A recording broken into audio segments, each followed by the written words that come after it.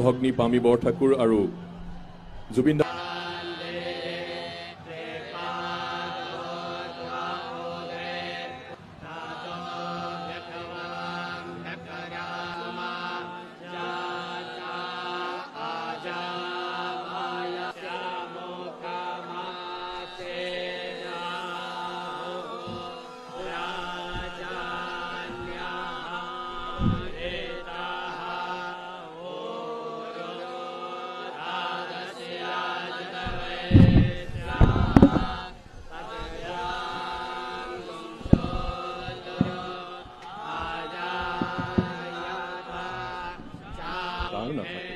সাগৰে বুকুচাত উঠাই তলিলৈ লৈ গ'ল।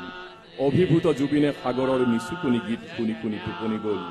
কাহানিও সাৰ নোপোৱা এটা টোপনি।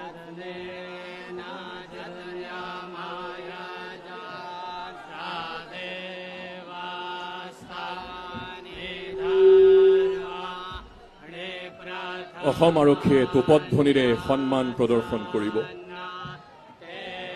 মুখাগ্নিৰ লগে লগে